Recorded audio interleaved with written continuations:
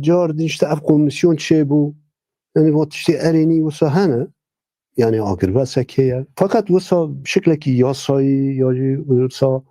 bişiklekî berçav heyana tu gav nehatine avêtin. İşte ev biryarê komisyonê mesela me got erê niye yani. Belkî jî gav ne encam ne derkevin. Lê belê heya niha me li ser esasî perspektîfê rêbera pû heme gavên avîtî bi yekalî kîsxwe de avîtî. و حتی از ویجی بیجم دوبه که گله ما همه کس بزنه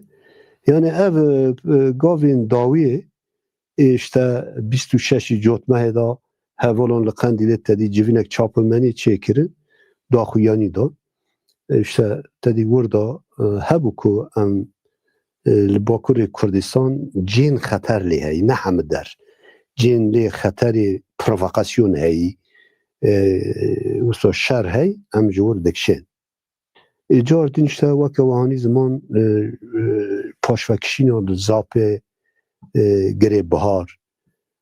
واجی هات راگی هاندن ام جور جی ده چرچوی پلانه کی دا کشیان یعنی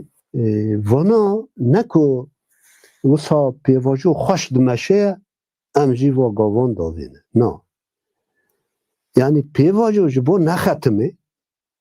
جبو پیشی وبه جبو پیش و هر هم داویشنه یعنی اف گاوین ریبر اپو گنجاو دیتی و مجی خستی مریته آرمان جه خواه قناغا چار سری سیاسی انگو اف قناغا آشتی و دموکراتیک سیاست پیش بکبه هم داوین فقط وجه از وجم یعنی دی ام گیشتن داوی یعنی این تشکی ام بکن نینه یعنی دوه ادی اف بیواجو در واسه قناغا دویم ببه قناغا دویم ادی گاوین یاسایی بناوید که نه ناویدن یعنی و بر و ختمانده نبیچه یعنی شخوار ریبر اپو اف بیواجوی وقت بیواجوی تکوشینه گرد دست yani rasta go ne bida min ecî bidim te ne wisa lê bes her kesek di aliyê xwe de divê gav babêje berpirsyarî xwe pêk bîne me di aliyê xwe de tiştên pêwîst pêk anî berpirsyarî xwe pêk anîye gavên pêwîst avîtiye divê êdî dewlet jî eger ku çareseriyê dixwaze ye gav bavêje نها یعنی دوی مروفا چرچوه دا بگیره دست و ام راست اجوا در نو کشیان ام نخشیمن نزاروکن تجربه مجی هیا یعنی ام هنک تش زانن و البت ام به تدبیر جی تبناگرن و وسایه فقط ام تکوشینه که ماشینه ام دخوازن اف تکوشینا بره و ره بازن آشتیانه بگیجه انجامه نها ربر آپو دویجه از دخوازن جاکیش کردان را آوا بکن نوسا یعنی کرد دیاسای ترکیه دا و ای دنیا دا نینه نه قید کری قیدان دا نینه کرد راسته ناهیر العراقی یاسای عراقی دا هبونا کردن هاتی قبول کرنه او و حکومت حرم کردستان هیا جاردین سوری او پیمان دهی آدار دا دناور احمد شارا و مظلوم عبدی دا هاتی امضا کرن دا هبونا کرد تی قبول کرن تدی هوو که کرد هیا و دوین مافی پیویست گرک به داین yani ev hene li belê niha li dünyayê çi milletî hey çi çandî hey heme nûnerê xwe li neteweyê yekbûn tê de hene yani işte sed û tiştek dewletin û milletê bê dewlet jî li wir nûnerê xwe hene پلتفرم واجه هیا باشه ای کردان هیا نینه یعنی نهار نتوای یک بوی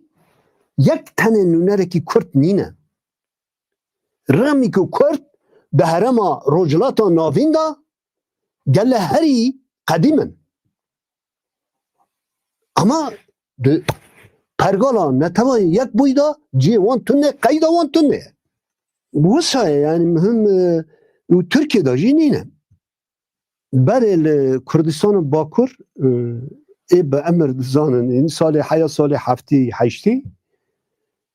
پر کسی کرد نفوس دولت قید نده یعنی بو نچن عسکری یا ریزات کرد پرند شون باجاران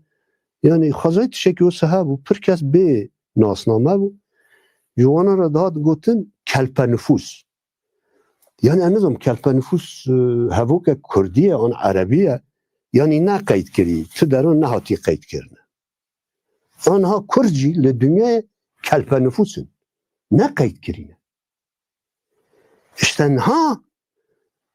ام دخوازن ده کمارا ترکیه دا کرد دی جی بگیرن یاسای کمار دا جی بگیرن وسا کمار کانه به کماره که دموکراتیک و ام جی بگن تکوشی نره کمارا دموکراتیک ارمانجی مواه جبوه ام دبینی اتفاق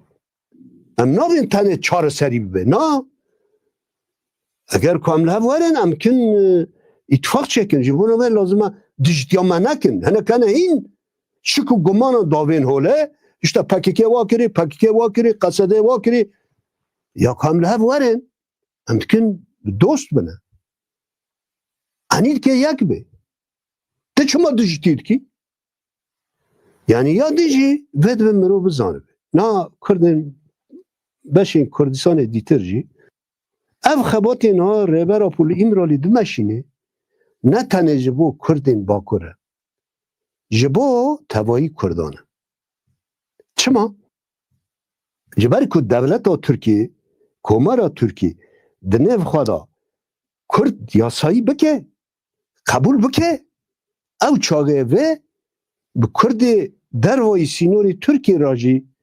dostaniyê bike ye hevkariyê jî kane bike heya van nebe dostanî nîne tekî lê taktikî heye anha wisa ye